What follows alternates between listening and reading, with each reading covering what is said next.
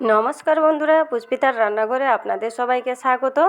আজকে নিয়ে এসেছি বিশেষ কোনো দামি রসমালাই নয় এটা বন্ধুরা, খুবই সামান্য উপকরণ দিয়ে পুরো কাঁচের মতন চকচক করবে এমনই একটা নরম সফট রসমালাই আপনাদের সাথে শেয়ার করব। মুখে দেওয়ার সাথে সাথেই মিলে যাবে, এমনই সফট হয়, খেতেও ভীষণ স্বাদের হয়। তবে চলুন দেখে নিই আজকের রেসিপি। আজকের এই কাঁচের রসমালাই বানানোর জন্য এখানে নিয়েছি আমি 2 কাপ মেপে সাবু। আর এই সাবুদানাগুলোকে আমি আগে থেকে চেলে নোংরাগুলো বের করে নিয়েছি। আর এখানে দেখুন সাবুদানা আমি বড় দানাগুলো নিয়েছি, আপনারা চাইলে ছোট দানাও নিতে পারেন। এখানে যে কাপের মাপে আমি সাবুদানা নিয়েছি ওই কাপের মাপেই 1.5 কাপ জল দিয়ে সাবুদানাকে ভিজিয়ে রেখে দিতে হবে মিনিমাম 15 থেকে 20 মিনিট মতন। এখানে দেখুন 15 থেকে আমার 20 মিনিট হয়ে গেছে আর সাবুদানাগুলো খুব সুন্দরভাবে ভিজেও গেছে। এরপর তাতে 2 চামচের মতন দিয়ে দিলাম চিনি আর নিয়েছি পরিমাণ মতো লবণ। যেহেতু সাবুদানার মিষ্টি তাই একটু লবণ দিলে এর টেস্টটা কিন্তু ব্যালেন্সে থাকবে। এরপর দেখুন আমি সাবুদানাগুলোকে হাত দিয়েই চটকে নিচ্ছি। এইভাবে হাত দিয়ে চটকে নিলে খুব সুন্দরভাবে চটকানো হয়ে যাবে, যেহেতু সাবুদানাগুলো ভিজানো ছিল। আর এখানে দেখুন চটকানোর সময় সাবুদানা কতটা আঠালো হয়েছে, আর এখানে দেখুন একটু একটু দানা দানাও থেকে গেছে, সম্পূর্ণ কিন্তু ভিজেনি। এইভাবে একটু একটু দানা দানা থাকলেও দুধে দেওয়ার সময় এগুলো মিলিয়ে যাবে। আর এখানে আমি দেখুন হাতে অল্প একটু ঘি লাগিয়ে নিলাম, আর একটা ছোট্ট চামচ নিয়েছি ওতেও একটু ঘি লাগিয়ে নিলাম, কেননা একটু আঠালের মতন হাতে লেগে যাবে মিষ্টিটি বানানোর সময়। এখানে আমি ওই চামচ দিয়ে মেপেই মিষ্টিগুলো বানাচ্ছি।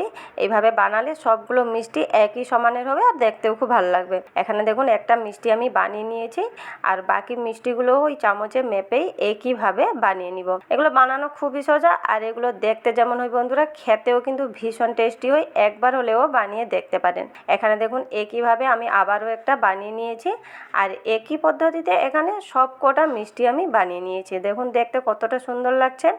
আর এদিকে আমি কড়াইতে 1 লিটার দুধ নিয়ে নিয়েছি, আর দুধটাকে আমি জাল দিতেও বসিয়ে দিয়েছি। দুধটা যখন একটু ফুটে উঠবে তাতে ফ্লেভার ভালো আনার জন্য এখানে এলাইচি গুঁড়ো দিয়ে দিলাম। এরপর এখানে জাল দিয়ে দুধটাকে খুব ভালোভাবে ফুটিয়ে নিব। এখানে দেখুন অনেকক্ষণ আমি দুধটাকে ফুটিয়ে নিয়েছি, আর দুধটা যখন ঠিক এইভাবে ফুটে উঠবে তাতে ওই সাবুদানার মিষ্টিগুলো যে বানিয়ে রেখেছিলাম দিয়ে দিব। এখানে দেখুন মিষ্টিগুলো আমি দিয়ে দিচ্ছি, আর দেওয়ার সময় কিন্তু ধ্যান রাখবেন একে অপরের সাথে যাতে না লেগে যায়। আর মাঝে মাঝে কিন্তু এইভাবে একটু চালিয়ে নিতে হবে, না হলে আবার একে অপরের গায়ে লেগে যাবে। আমি হালকা হাতে একটু নেড়ে চেড়ে নিচ্ছি যাতে এরা একে অপরের গায়ে না লেগে যায়। এখানে বেশ কিছুক্ষণ ধরে আমি মিষ্টিগুলোকে ফুটিয়ে নিচ্ছি এইভাবে। আর যখনই দেখবেন মিষ্টিগুলো সেদ্ধ হয়ে যাবে তখন আপনা আপনি দুধের উপরে ঠিক এইভাবেই ভেসে উঠবে। যখনই এগুলো সম্পূর্ণ সেদ্ধ হয়ে ঠিক এইভাবে ভেসে উঠবে তখন মিষ্টির জন্য এখানে আমি দিয়ে দিচ্ছি বাতাসা। আমি এখানে বাতাসা দিয়ে বানাচ্ছি, আর বাতাসা দিয়ে বানালে কিন্তু টেস্টটা খুব ভালো আসে। আপনারা চাইলে মিশ্রি কিংবা চিনি দিয়েও বানিয়ে নিতে পারেন। এরপর এখানে আমি দিয়ে দিচ্ছি 3 চামচের মতন গুঁড়ো দুধ, আর গুঁড়ো দুধটা দিলে কিন্তু এর টেস্টটা খুব ভালো আসে।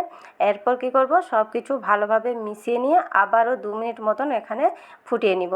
আর এখানে দেখুন 2 মিনিট পর মিষ্টিগুলো সম্পূর্ণ রেডি হয়ে গেছে। আর দেখুন কতটা সফট হয়েছে, কতটা নরমও হয়েছে, দেখতে পুরো কাঁচের মতন চকচক করছে, কিন্তু দেখুন কতটা নরম সফট এখন। আর এগুলো মুখে দেওয়ার সাথে সাথেই কিন্তু মিলিয়ে যাবে। কম উপকরণ দিয়ে এইভাবে কিন্তু দামি রসমালাই বানিয়ে নিতে পারেন ঘরে। এখানে মিষ্টিগুলোকে আমি ঠান্ডা করে বের করে আনছি, আর আপনারা এইভাবেও খেতে পারেন, আবার ফ্রিজে রেখেও এগুলোকে একটু ঠান্ডা করেও খেতে পারেন। এর টেস্টটা কিন্তু ভীষণ সুন্দর আসে। বন্ধুরা, আজকের আমার এই কাঁচের রসমালাই রেসিপিটি কেমন লাগলো কমেন্ট বক্সে অবশ্যই জানাবেন, আর চ্যানেলটিকে সাবস্ক্রাইব করে পাশে থাকবেন। ফেসবুক থেকে দেখলে পেজটিকে অবশ্যই ফলো করে দিবেন। নমস্কার বন্ধুরা, আজকের মতো এই পর্যন্তই। ভালো থাকবেন, সুস্থ থাকবেন।